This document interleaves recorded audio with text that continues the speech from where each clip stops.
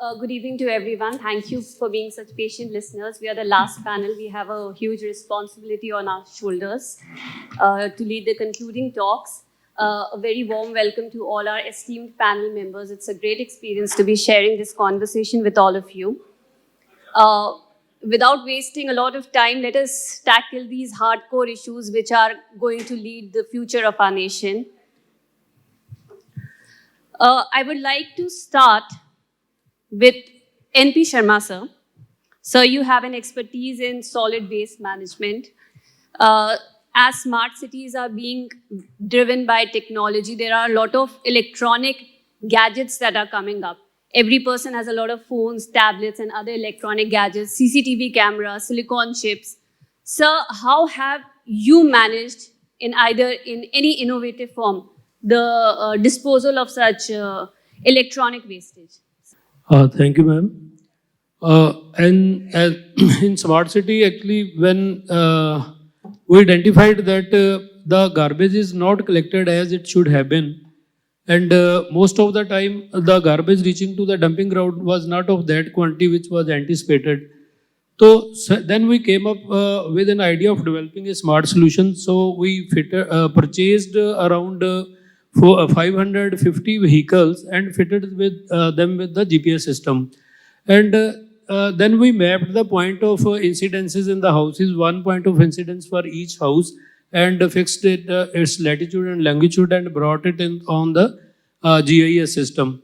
And through this GPS fitted with the vehicles, we monitored it in this SCADA system, and where we divided the city in 7 zones, and each zone is manned by one person, where it sees that if any point of incidence is missed by any vehicle, and then at the end of the day, the report is prepared, and the concerned chief sanitary inspector is informed about the missing point of incidents.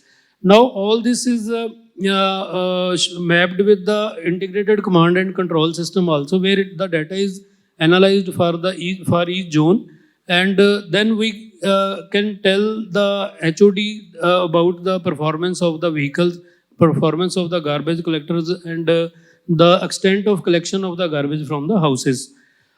In that process, in past 1 year, we have been able to reduce the number of missing POs from about 14,000 to about 700. And this is a big achievement by leveraging the technology in this sector. Yes. Definitely, sir. It's a major achievement, sir. And I'm sure this is a model that can be copied by other districts and cities as well, sir.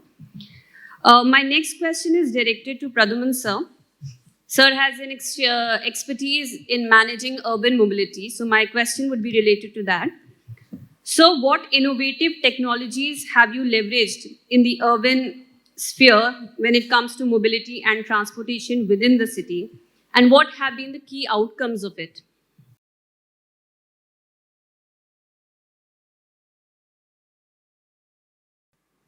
Ma'am, coming to the innovative approaches with the Chandigarh Transport has undertaken with respect to urban mobility.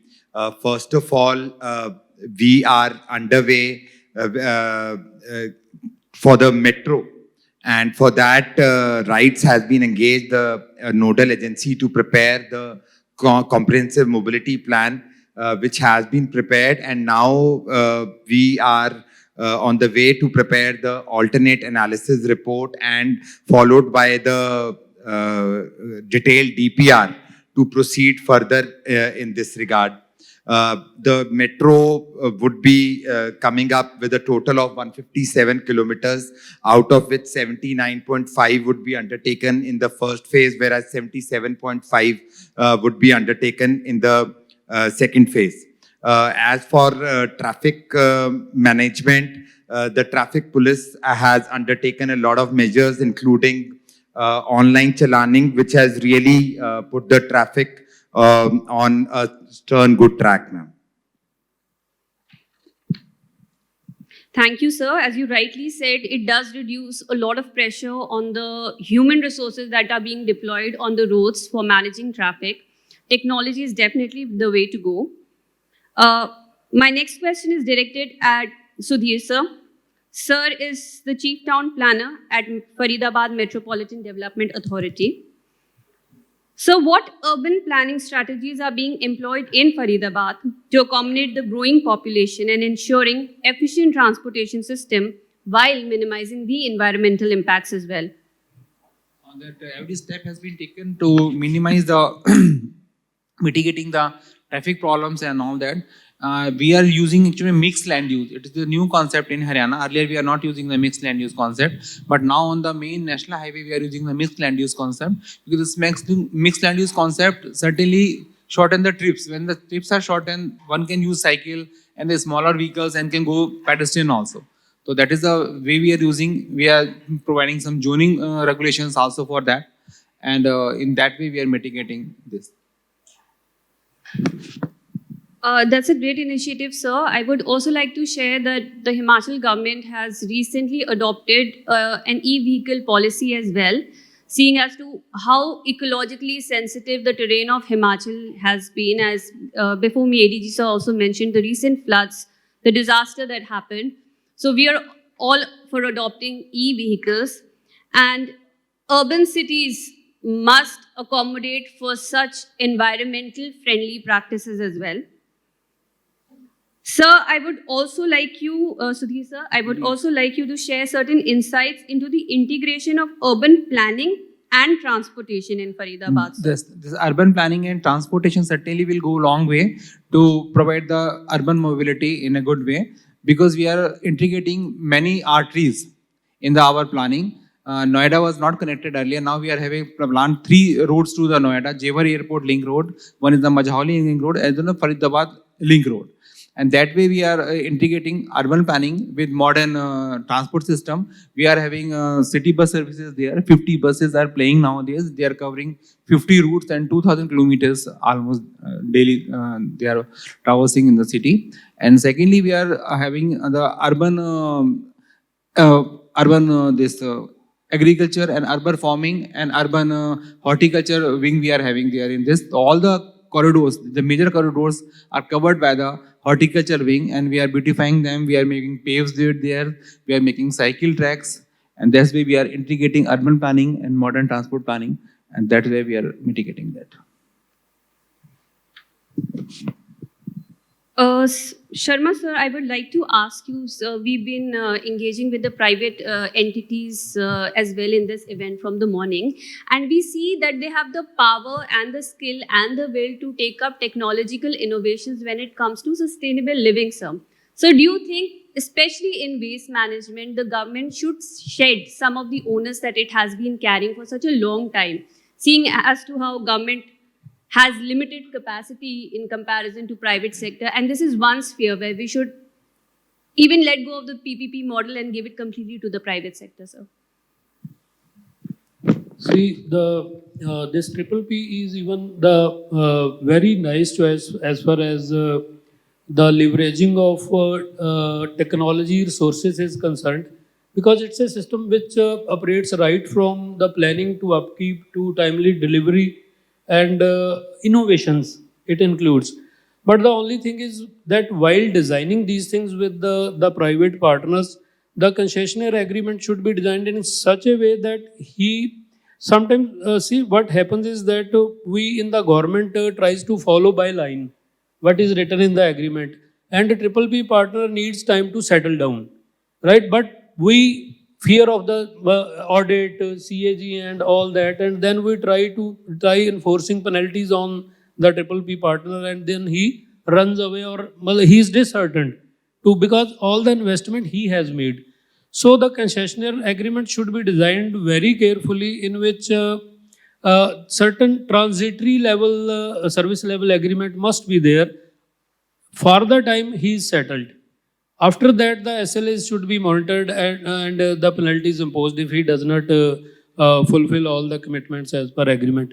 But by the time, we must have some flexibility, some payment mechanism, if we can, in our 24/7 water supply project, which is upcoming, we are keeping these provisions to pay certain amount of money to the operator so that he could at least pay to the labor, manpower engaged. So, and transitory service level agreements. certain minimum things like a right amount of pressure he is providing, right quality of water is he is providing, may not be 24/7 initially. So all these things have to be factored into the concessionaire agreement. And so far as solid waste management is concerned, we have already floated the this RFP, and it's very well designed document in which we sometimes what we say that termination clauses should be fixed in such a manner in these type of agreements that he does not he is encouraged to participate, or the lenders or the bankers come forward to lend him some money. Otherwise, lender will ask for your agreement. And if your agreement says that at the termination, you take all your assets away, we are not bothered. Where will he take all those assets? So we should have these clauses in the agreement. You are paid, you will be paid for your depreciated amount of the assets because we'll keep those assets. Ultimately, the system has to run. So it's a very good model. And at the small scale, we have observed in the municipal corporation that when we even if I talk about the giving parks to the resident welfare associations, they are doing very well, and we are end up paying less money as compared to the agencies. But upkeep is very nice as compared to the private agency. So, these models should come up, but then political interference and all these things that then you have to stand by it, so that you choose the right people and this model works actually. So we are coming up with various one triple P model we have already done in India's largest public bike sharing system. It comprises of 617 docking stations with 5,000 cycles. Its fourth phase is complete. That coupled with the 240 kilometer of our dedicated cycle tracks, which are well lit now, and we are actually into a very nice non-motorized transport system. And as sir is working on the transport system, and if we come up with a single unified app later at a later stage, it can very well ease out the problems of the travelers, citizens. Thank you. Thank you for your perception on this, sir. It's been very valuable. My next question is directed to Pradhuman, sir. So, what have been the most significant challenges that you have faced in achieving sustainable, efficient urban transportation system, sir? As for my experience, sir, in Himachal, we did incorporate a lot of digital initiatives in traffic management, including ITMS, ANPR systems. However, sir, one of the best or worst examples I can say is the recent disaster that happened. It created a toll on the existing infrastructure, sir. So has that been a challenge or some other challenge that you face, sir? Ma'am, the biggest challenge in Chandigarh as far as urban mobility is concerned is that the per capita vehicle holding is the highest in India. With a population of around 12.5 lakhs, we have 12 lakh of registered vehicles here. Apart from the registered vehicles, the traffic which crosses Chandigarh every day is 36 lakh commuters. Out of that 36, 25.8 lakh commuters ply within Chandigarh, whereas 3.12 ply from outside into Chandigarh, while 4.12 lakh ply in and out across Chandigarh. So the number is too large for a city like Chandigarh. So this is the biggest challenge. To overcome this, ensuring the inclination towards public transport has been the key. We have been working on various aspects to encourage citizens to use public transport rather than using their own vehicles. For that, we have ensured to make the Chandigarh transport undertaking more reliable, more friendly. Today, we have a Tri-City bus app wherein anyone can just log in. They can find out when is the next bus coming, where is the next bus going. Then inside the bus, in order to give more security, we have CCTV cameras, we have panic buttons. So that way, we've just tried to ensure the shifting of the commuters from private vehicles to the public transport services. And in the last 1 year, there has been a 15% increase in the commuters traveling or in the buses alone. Apart from that, we are underway introducing the multi-modal app wherein we right from a cycle to a commercial car or a taxi. Through one app, a citizen would be able to have the access of all these things. Thank you, sir. Sudhir sir, do you face similar challenges which sir just mentioned in Faridabad as well? Yeah. I'm sure the number of tourists and incoming and outgoing vehicles might not be that large, maybe as compared to Chandigarh. So what are your inputs on that? But Sir? actually, it is a nearby Delhi, so people are coming for business there. They're not a tourist thing, but the business equipments are there. So almost challenges are almost same, that traffic congestion, limited public transport systems, and mixed land use and last mile connectivity is not there. So they all similar problems. Plus, Faridabad having the glorious past. It was the once upon a time Asia's Manchester and having the best industrial town in the region.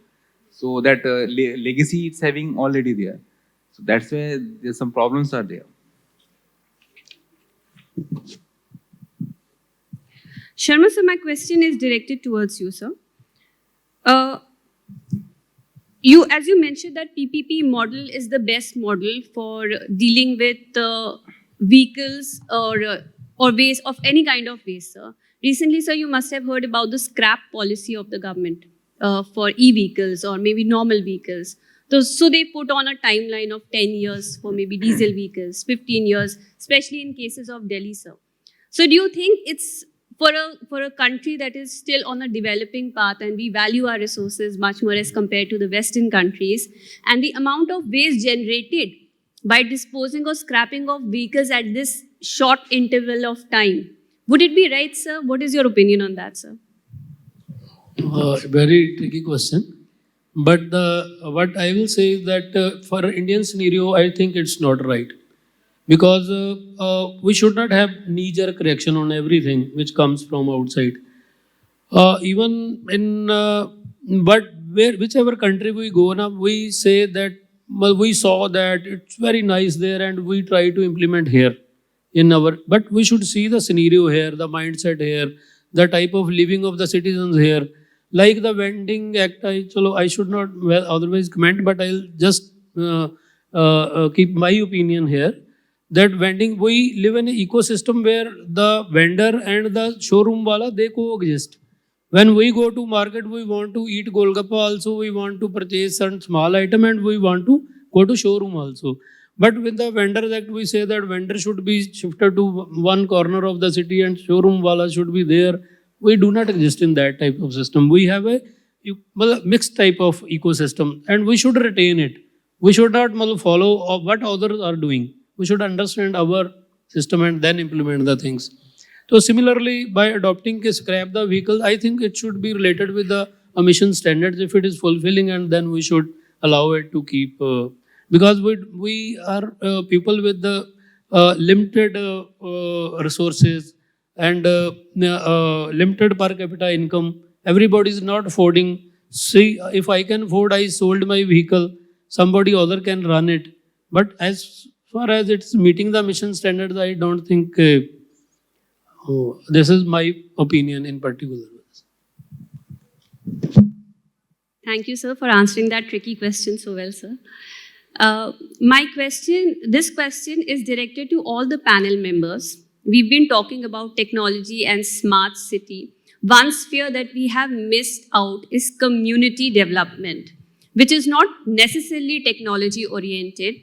Our urban spheres have always been imagined as nuclear family oriented or individual oriented. However, recent studies have shown that loneliness is one of the primary cause of either suicides or depression or any kind of medical ailment. Why should our urban spheres be denied spaces of community involvement?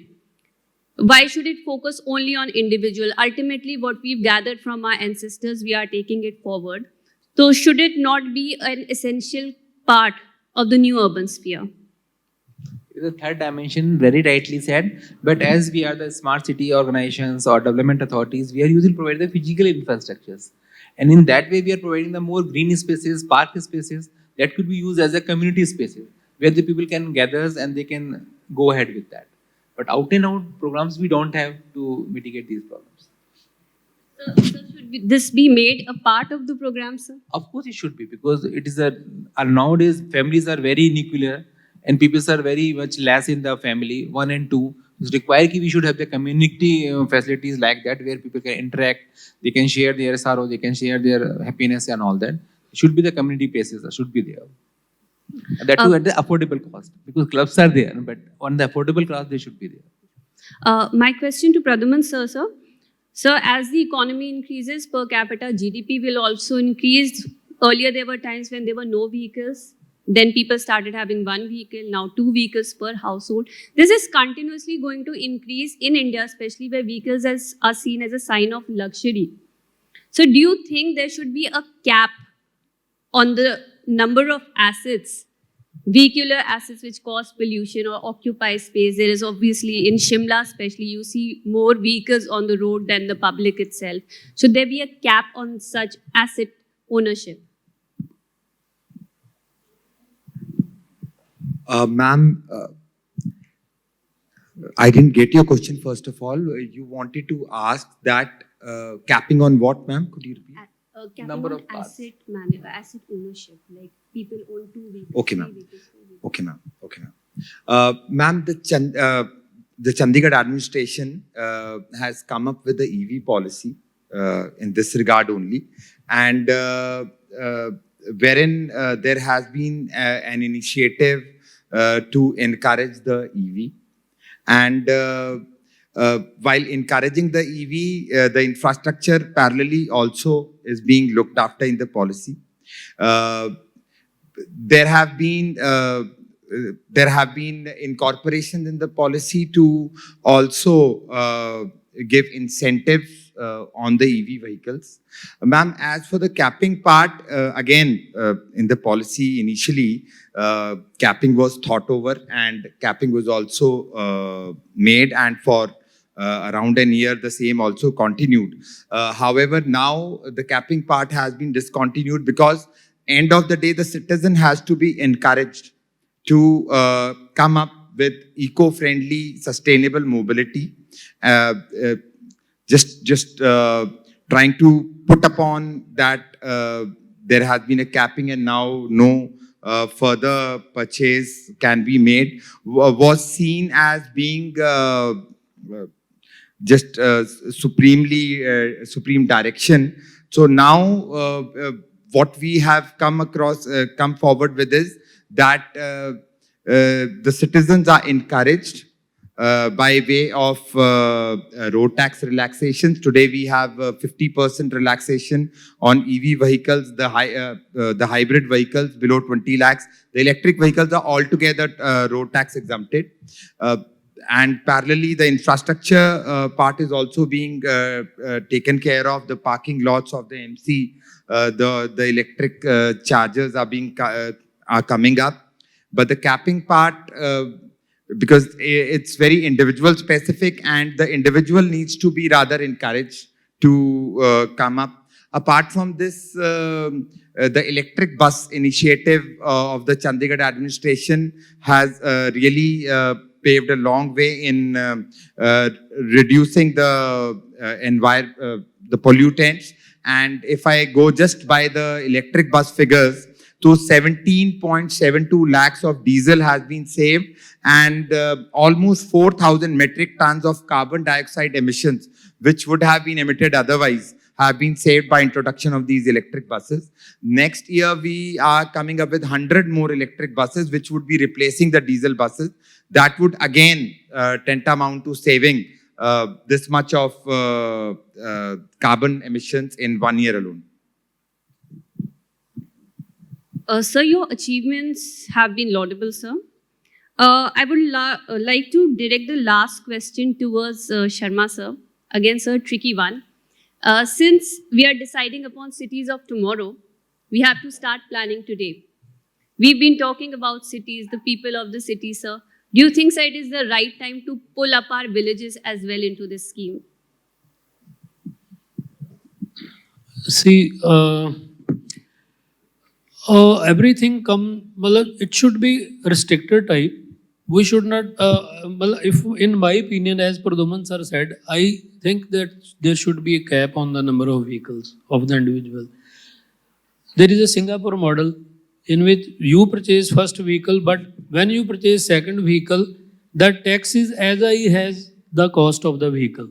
So though you are discouraged with the purchase of the second vehicle.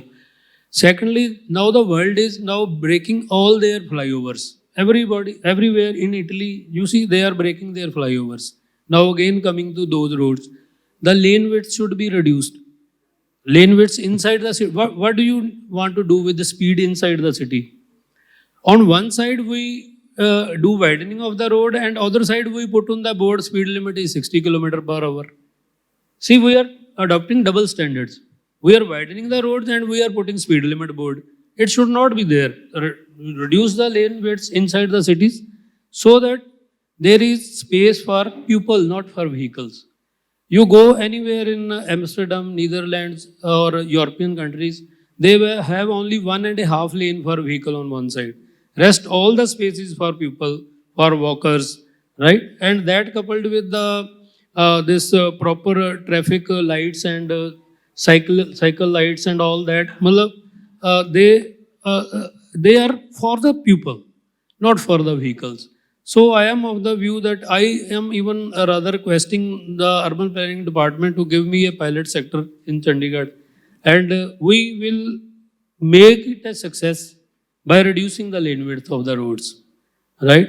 And whatever if the space is less in front of houses, like we call V6 roads in our city, these are the roads which are facing the houses.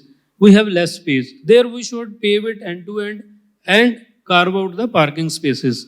If we do not limit the number of vehicles, again the parking space will be reduced. May it will be EV or diesel.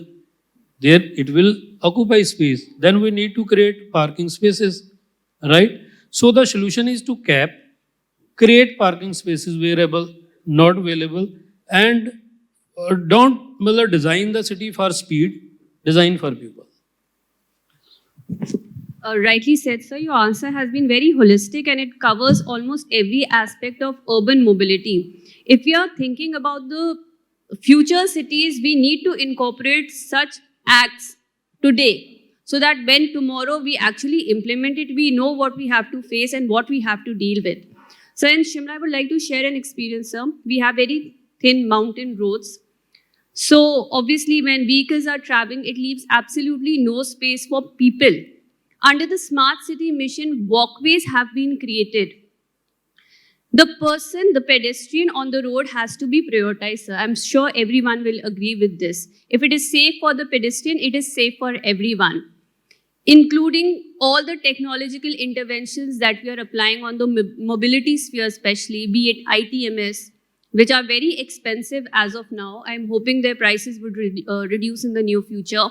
The high resolution cameras, the smart poles, the smart traffic lights, they are all diverted towards reducing accidents, reducing injuries, especially focusing on the pedestrians.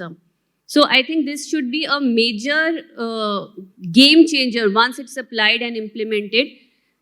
With this, do we have any questions for the panel? Yes, please. Can you share mic with me?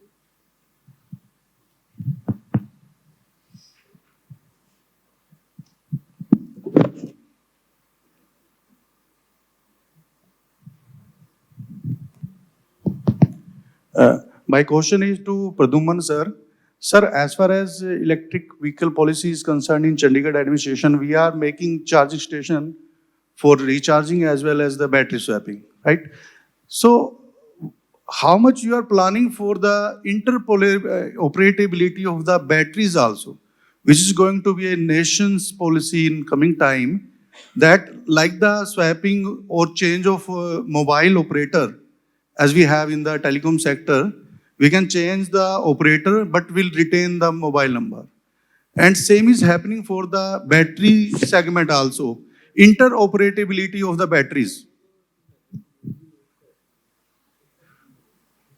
are going to, we have such policies for Chandigarh also, sir? To begin with, the electric vehicle, what it does is it pushes out the pollution from the city to the exterior. First thing. Coming to the second part, what you are saying is the battery life which needs to be replaced often. I hope that is your query. The electric vehicle, once you purchase it, it may be a little costlier compared to the diesel vehicle. But the maintenance, including the change of the battery after the battery life. For example, I'll talk of the CTU buses. The battery life of the CTU buses is 8 years. This is when they ply 180 kilometers every day. And they are 9 meter long, जिसको हम जो midi buses बोलते हैं. Coming to the other vehicles, I am not very sure about the exact limit, but 5 to 6 years is the life. When we talk of their maintenance, they are simply demanding a charge. You just simply need to charge. What it is costing you is just the electricity. So if you include it, even the change of the battery after a specific time, a certain time, because obviously every battery is going to have a life, especially if it is chargeable. So if you include the total amount, as the overall estimate, I must tell you that the maintenance, including the battery cost, is half compared to the diesel and the maintenance of the other vehicles. Thank you, sir, for answering that. Do we have any more questions? Yes, ma'am, please. Yeah, I have a question from Sharma, sir. As you said that there is a reversal of urbanization across the globe nowadays. So where you see the future of Chandigarh in this reference? See, Chandigarh is a landlocked state actually. And the vertical growth is also limited now with the recent orders by the Honorable Supreme Court. And so we are not going to grow exponentially. We'll grow arithmetically or at the most geometrically. So the population cap for the next up to 2050 or 60 is estimated at only 16 lakh, though we are at 12 lakh presently.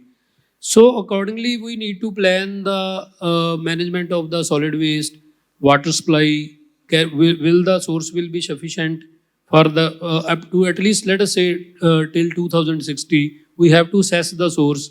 We have to assess the capacity of the solid waste management. We will have to assess the parking needs is at least as an engineer, my worry is parking for the next coming days, because as Pradhuman sir said that capping is very difficult to impose, and if we do not impose, the vehicles will keep on growing, because the per capita income of the Chandigarh is at fourth, it's at number 4 in India. So there is no dearth of I have seen 8 or 10 vehicles in a house also, and national average is 4 in Chandigarh. Our state average is 4 per house in Chandigarh. So where will we park those vehicles? The parking fee should be increased exorbitantly. The parkings in front of the houses should also be paid as in the model of greater class Chandigarh. I have seen there they have marked the house number on the walls and they charge monthly fee that your vehicle will park here and will charge this much fee from you.